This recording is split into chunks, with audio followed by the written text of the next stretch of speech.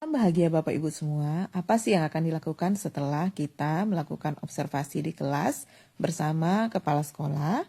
Kita akan buka aplikasi pengelolaan kinerja, kita akan lihat di sini bahwasanya kita sudah melakukan observasi praktik kinerja dan kita klik dulu lakukan di pembinaan kinerja atau isi rencana tindak lanjut. Di sini kita lihat bahwasanya kepala sekolah sudah melakukan rating penilaian beserta catatan yang menjadi masukan untuk kita.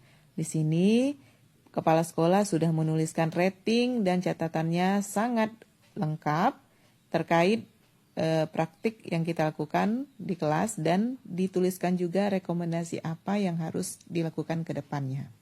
Kalau sudah, kita klik rencana tindak lanjut kita. Di sini kita akan membuat rencana tindak lanjut terkait bagaimana refleksi kita tentang praktik kinerja yang pernah kita lakukan kemarin setelah observasi praktik kinerja. Ada banyak hal yang akan kita isi di sini, tapi kita kembali dulu ke poin yang paling atas terkait dengan refleksi yang telah kita lakukan saat praktik kemarin ya, observasi di kelas kemarin.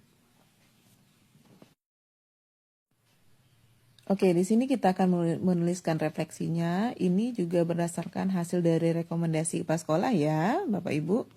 Di sini saya menuliskan refleksi diri saya selama observasi praktik kinerja kemarin. Saya menyadari bahwa strategi pengelompokan yang saya gunakan sudah berjalan. Namun menurut saya keterlibatan murid belum merata. Kedepannya saya perlu meningkatkan variasi strategi seperti rotasi peran, dan pemberian tugas berbeda agar setiap murid saya di kelas itu menjadi aktif. Juga sesuai rekomendasi saya juga akan menambahkan asesmen formatif yang saya gunakan itu lebih konsisten untuk memantau partisipasi murid.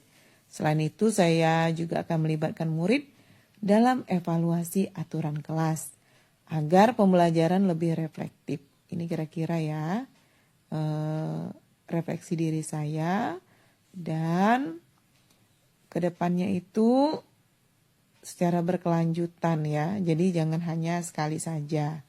Ini cukup ya. Di sini Bapak Ibu juga bisa lihat panduan refleksi itu apa-apa saja sih yang bakal diisi ya. Kita akan lanjut Bapak Ibu ke pilihan belajar. Di sini kita akan isi apa tujuan tindak lanjut yang ingin Bapak Ibu capai atau lakukan untuk meningkatkan kualitas praktik kinerja Bapak Ibu.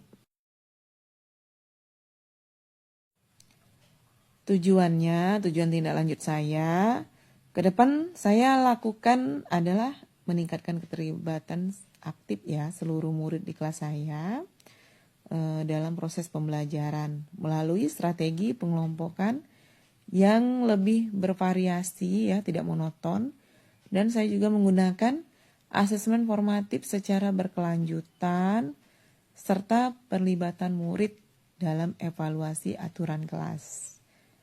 Perlu digarisbawahi ya Bapak Ibu, refleksi di sini ini berdasarkan dari kegiatan praktik observasi di kelas kemarin ya. Jadi jawabannya ya sesuai dengan kondisi yang ada kemarin. Jangan Bapak Ibu membuat jawaban tidak sesuai dengan hasil observasi kemarin dan masukan dari kepala sekolah ya. Di sini juga saya tambahkan beberapa hal ya. Selanjutnya kita lanjut mengisi apa sih upaya-upaya yang ingin saya lakukan untuk mencapai tujuan tindak lanjut tersebut ya. Jadi upayanya salah satunya dengan menerapkan rotasi peran khusus tadi. Jadi dalam kelompok itu ada peran ketua, pencatat, penyaji, dan pengamat. Terus memberikan variasi tugas dalam setiap kelompok. Menggunakan lembar observasi sederhana, contohnya seperti checklist, untuk asesmen formatif selama pembelajaran.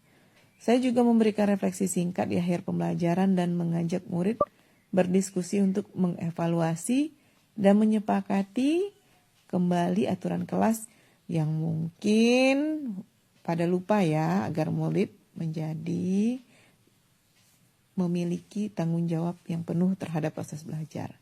Kita lanjut kapan sih akan dilakukan tindak lanjut yang saya rencanakan tadi. Rencananya tindak lanjut ini saya akan lakukan pada semester berikutnya ya. Sudah pasti pada semester 1 tahun ajaran 2026 sampai 2027. Itu dimulai pada Juli ya. Kemungkinan besar konsistennya itu terlaksana selama 3 bulan ke depan ya. Hingga akhir semester, berarti hingga Desember ya. Dukungannya apa sih yang diperlukan untuk melakukan upaya tindak lanjut tadi? Saya di sini memilih dukungannya. Ini banyak pilihannya ya, Bapak Ibu silakan lihat yang cocok dengan tindak lanjut yang sudah Bapak Ibu rencanakan tadi ya. Saya memilih penyediaan atau pembelian alat dukung pembelajaran karena menurut saya ini penting sekali ya Bapak Ibu untuk mewujudkan rencana tindak lanjut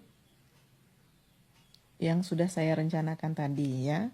Kalau sudah, kita akan lanjut.